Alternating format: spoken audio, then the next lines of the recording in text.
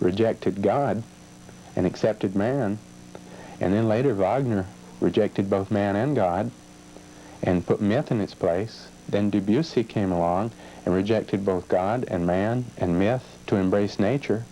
And then John Cage came along and rejected nature as well to embrace absurdity as the only real way of explaining the world we live in. And what's left for young people to embrace or accept? Well, along comes Elvis Presley and Buddy Holly, the rebels, the sneering gyrators below the hips, and they began to accept love with another human being as the answer. And much of the country and western and the rock and roll music of the 50s and 60s is about love and kisses and relationships with another woman and how breaking up is hard to do. Well, pretty soon that was rejected by the youth movement. What was left to put in its place? If there was no such thing as enduring love, no such thing as the worship of nature or God or a man-centered universe or even myth, then what's left? Well, you get Simon and Garfunkel, other folk song writers of the 60s and early 70s, coming along to put drugs in its place. Now, not only do I believe that it's possible for young people to be into sex and love in their music or into drugs as a form of lifestyle, as you reject those things too as false solutions, shallow solutions to the meaning of existence, many have turned to the satanic, the occult. And much, not all, but very much modern rock music has eliminated God, man, nature, love, drugs, and has embraced the satanic, the occult, as a solution to the meaning of life. One of the themes that's predominant in a lot of rock music today is that of Satan worship. Why would that be a popular thing? Well, it's the ultimate rebellion. If you've been dominated or you feel that you have no freedom, that you've got to express yourself, you usually pick things that are the opposite of that which you've been taught, that allows you to be different and to individuate yourself, to become a person in your own right. And if you've not been given that freedom, then it becomes abundantly clear that you've got to pick something where you can shock people into saying, okay, you're free, and where you can convince yourself that you're free. What kind of advice would you give to parents who have kids that listen sometimes religiously to this kind of music? Do you have any advice for them? Well, I really believe that it's not much you can do to keep them from listening to it, but you can put the right ideas in their head. But that has to start right in the beginning of life. Most parents assume that they know how to parent children simply because their parents parented them. But that's not really the case.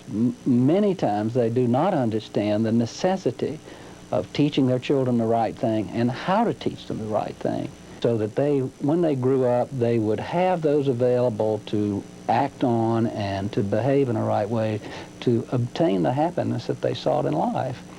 Happiness comes from our right relationship with God, our right relationship with our parents, our right relationship with friends, our right relationships with a mate, and a right relationship with our children. Those are the major sources of happiness. We do get some happiness from work, but the primary happiness comes in our right relationships, and these songs teach wrong relationships. So people, I close tonight. Why does Satan work in this manner? And the only thing that I can say to you is simply this. Once again, I personally believe, now remember, that doesn't make me right, but I personally believe that Satan is doing this today primarily because he still wants to be God, and I believe that people are making Satan their God today when they serve him through rebellion or violence or sex or drugs or Satan worshiping and all anti-social standards. And I believe that through this metal rock and hard rock music that literally hundreds of thousands of young people today especially are making him God and are slaves right now to this music without even realizing they are. Now that people have heard all that you've had to say concerning this rock music, What is it exactly that you want them to do? First off, I want to expose it. I want to make that clear. At every seminar I have the privilege of doing, Tracy, I always say at the very beginning, accept nothing that I say tonight, but challenge everything you hear. I'm not after people go run and burn their records. I've never figured that out anyway. But if they challenge what I say and they realize what I say is true, then I think that the Christians especially have a responsibility to do something about it. So my motive is just absolutely to expose it. The parents especially today, Tracy, have no idea what in the world's going on. AC/DC has an album called Hell's Bells, and there's a song on that album. The words say, "Nobody's putting up a fight." Well, I've never been so concerned about anything in my life, Tracy. And I want to tell you something right now. I'm putting up a fight. You can't stop rock and roll. You can't stop rock and roll. You can't stop rock and roll. Ezekiel, the 28th chapter, verses 13 through 19. The workmanship of thy tabrets and of thy pipes was prepared in thee in the day that thou wast created, O Satan. You know what tabrets are? Drums. Pipes, you know what pipes are. And here is God talking to his musical archangel and saying to his musical archangel, O Satan, the workmanship of thy tabrets and of thy pipes were prepared in thee in the day that thou wast created.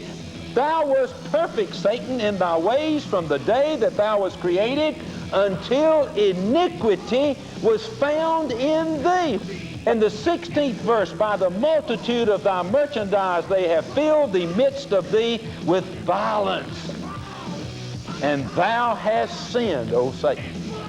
And the 17th verse, thine heart was lifted up because of thy beauty. Thou hast corrupted the wisdom by reason of thy brightness.